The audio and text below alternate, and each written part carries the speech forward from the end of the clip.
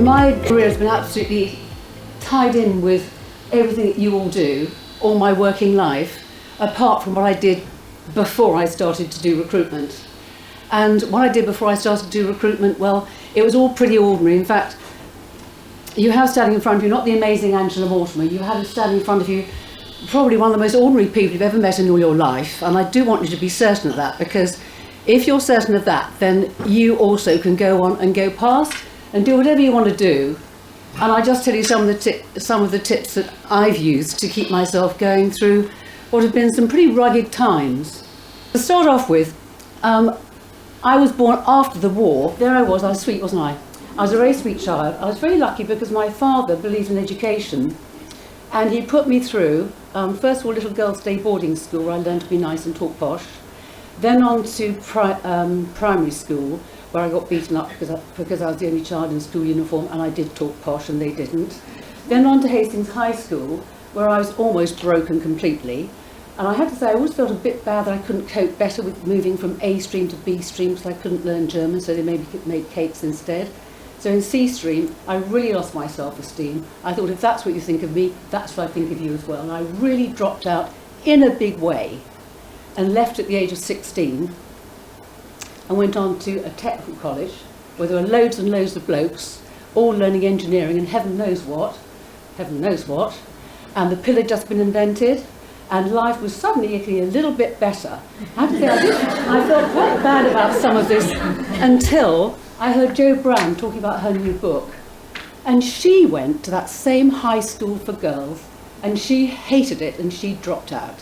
So if I sometimes sound a bit stroppy about life, and so does she, I blame it on that school. But I thank that school for it because they taught me how to speak out for myself and how to always question authority because it's not always right. And the people that drop off and come up with some really bad ideas or some very retro ideas. And you can only make yourself secure and safe if you question everything, just to make quite sure everyone's thought about everything. And it doesn't have to be done in an unpleasant way, it just needs to be thought in that way, because that way it keeps you safe. My mother had been diagnosed with breast cancer, and in those days, what did you do? Well, you just wanted to make the best of it you could for your parent, and I thought the best thing for her would be to go home, and I nursed her at home until she died. And I knew she was going to, and I knew it wouldn't be more than 6 months, and it might be a lot less. But I took out my last year at college doing that. At the time, I found it very hard, and first of all, I did things which again hadn't been diagnosed. I became absolutely anorexic. Then I suddenly became the size of a house, and then when I realised I was the size of a house, I ate nothing but cottage cheese and apples from Boots, and I went back to being anorexic. And then I kind of settled down.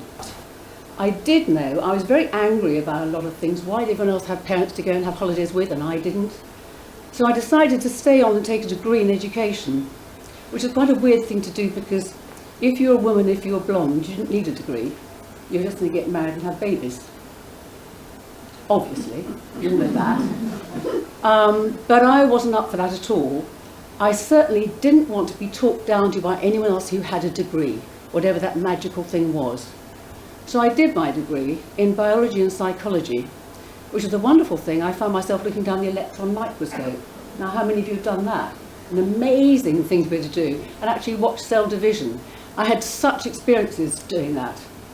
And of course, it set me up fabulously for what was subsequently going to become my career, recruitment.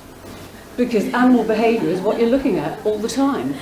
You're looking at the flush on the neck, you're looking at the looking away, you're looking at the body language, you're looking at everything that makes someone tell you what they think is the truth, or try and disguise it, or try very hard to explain, but you have to really listen hard and make some interpretation of all the conflicting messages that are being sent you to be able to understand what that person is actually transmitting, and then testing them with, so is this what you mean? And is that actually true? And it might have been true then, but is it true now of you? And so my interviews took this very, very different kind of style to those of most secretarial agencies where you'd be asked, how much money do you want? How far are you prepared to travel? And what are your skills? Go and sit down and let's get your shorthand typing tested. So it was a completely revolutionary way of doing things, but in my little office, in my little room, I had no idea of that. I'd had no idea I was doing anything different I just thought I was doing things in a very sensible way that should be done. And it was extraordinary how a lot of women would actually cry, not because I'd been mean to them or asked them a horrible question, because I only ever asked questions that I wouldn't mind answering about myself, but more because no one had ever asked them those questions before. So that was what I was about. I did it when I was teaching. I just went on to do it when I was recruiting. And if you just look at the time which I was doing this, we were all having a lot of fun. There we are. And that's what all of the people in offices were living through. And so listening to the people who lived through that was really very entertaining for me. But it also reminded me of how I was confronted with so many fearful women who left the workplace. I've had about 4 recessions during my business life.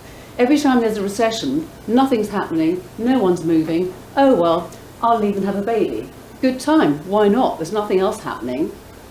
And then they'd come back to the workplace and it'd be completely transformed. In 4 years, all the equipment they were used to would be gone.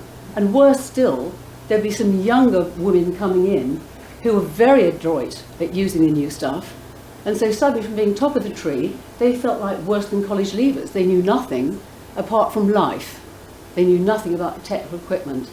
So we did the sensible thing, we set up a training office for them. We'd been working along with the changes all the way through, and this is what they used to look like. I'm afraid they did actually, a bit like that anyway.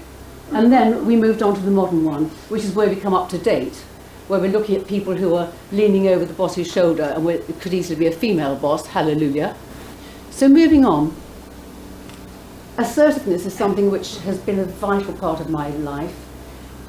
It's a word that when assertiveness training came out, a lot of people got very frightened, particularly the blokes, who are obviously the bosses.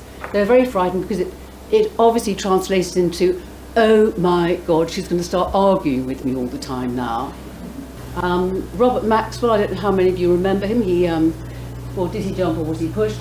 Heading up the Mirror group and plundering everything. I met him, it was a very easy meeting. At the end of it, I said, right, that's splendid, I will help you find a member of staff. This is the deal. I will find you a member of staff, but they will always be in a temporary capacity. I will never take anyone out of a permanent job on the basis, because it's a little bit of a revolving circus, it might ruin their CV, and I don't want to have that on my shoulders or ruining their CV. Do you agree to that? Yes, I agree to that, okay? And then secondly, also, I'd like my bills paid every 7 days.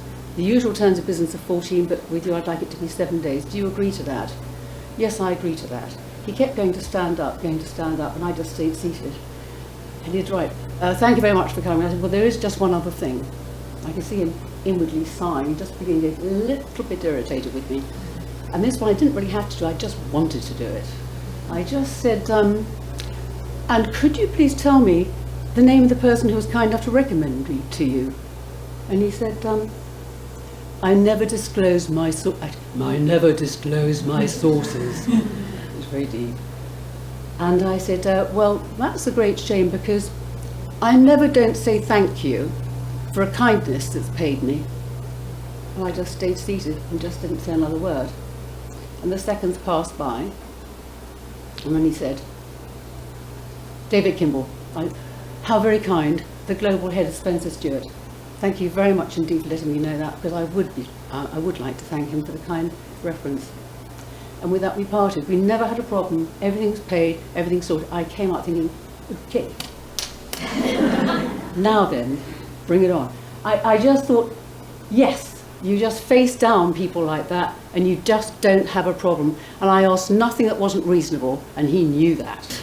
I was still just the school teacher, just trying to help every single person I saw into a really good situation, leading the team and always having 1 or 2 people right beside me, breathing the air I was breathing, seeing what I was doing and why I was doing it, so that they could learn to be as accurate as I was about making fits, making good predictions as to where someone will work out well, and knowing how to handle people in such a way that you're influencing them always for the best of themselves, not to manipulate things for the good of the company. Always putting the client and the candidate first. If you do that, it doesn't matter if you don't place them, they'll always know you've been the honest arbiter, and that's always been the absolute guiding force of the company, and the trust and integrity that comes with that. So moving on, a little pink book. And this was to do really, if you want to put a label on it now, a psychological label, you can say, well, it was a way of improving the resilience and the mental strength of everyone in the company. We simply rang all our clients and asked them, if there's ever anything we've done for you, any of you, that you appreciate, would you please be very kind and just write it down for us and send it to us, because we want to make a book of it, because that would be a very nice thing for us to do. And if you like, it's a bit like Peter Pan when Tinkerbell drank the poison intended for Captain Hook. And he said, if you believe in fairies, clap your hands. And it was just like that. It was absolutely amazing. And so I think in terms of mental resilience, just feedback, celebrating every single thing you've ever done to get you over a hard time. Forward. And learning, I'm really not into exams. I hate taking exams because you might fail, mightn't you? Really don't like it. But I love doing things and learning from people. So the National Youth Ballet, we set that up. We've now got 30 of the alumni working with Matthew Bourne, who also joined National Youth Ballet, and Joanna Lumley, we're all patrons of. And so 30 young people are now professional ballet dancers who never would have been it otherwise. And First Aid Nursing Yeomanry, amazing anti-terrorist group of people, basically, all female. I was invited to join their council, and it's been a wonderful experience. One lady there's 78 years old, she's learning Chinese, and it'll take her, she thinks, about 6 months. It won't take me longer than that, she's already got 6 languages. An amazing group of people behind enemy lines, doing all kinds of stuff, no one ever hears about them. I worked for the prison service, doing mentoring for the governors, because of course the governors in prison as much as the inmates. And so they have the same terrible time and restrictions and pressures that the inmates do, different ones, but they're still there. The CBI, a lobbying group. I was lobbying for women in the workplace, flexible working hours, the baccalaureate, bring in more modern education, let people learn what they need to learn in order to survive well in the outside life. And of course, IMA, the International Management Assistance, which is the body which all of you ought to be members of if you're not already. On we go. So how to perk yourself up, and where do we go to for where is our security? I've got those women up there because all of them, I think, are hugely creative. And Pruleith, who at the age of 71, 72 is just remarried, sensibly living down the road from the bloke, because we all want it to last a bit longer than that. And look at how well she's done for herself. Now, why hasn't she retired? In fact, why isn't she dead? Because people aren't supposed to live this long and go on having productive lives, are they? And this is something I think for all of you. On to the next one, please. Thank you. The amygdala, the little green bit there, that little green bit is something that every single animal has. It's your fight or flight response. And whether you like it or not, every single thing you eat, think, breathe, smell, listen to, goes through that. And there's some kind of a memory, some kind of immediate response, positive, negative. You walk into a lift and smell someone's perfume, oof, or It's reminding you of something, as an association somewhere. You can't even pin it down, it's such an ancient thought, because it's one of the most ancient parts of your brain, but it's the seat of your emotions and your emotional memories. And that's what helps you have the empathy and develop the opportunity of being the support you can be to someone who's going through all the stress of running a company. All those people would need to have some kind of an empathy like that, or some kind of creative inspiration like that. Move on to the next one. Henry Ford, the creator of the conveyor belt that made the first family cars, family affordable cars, was a young man when he went to a conference run by Thomas Edison, creator of the light bulb, yeah? And Thomas Edison talked to him for a long while about what he was doing. He was mucking around trying to make a car, trying to make this car. And he asked him loads of questions about it, and then he said, you know what, I think you're onto something here, but Thomas Edison said, I think the future's electric cars, but just keep at it. And that's, I think, how I'd like to end for you. Just keep at it. Thank you.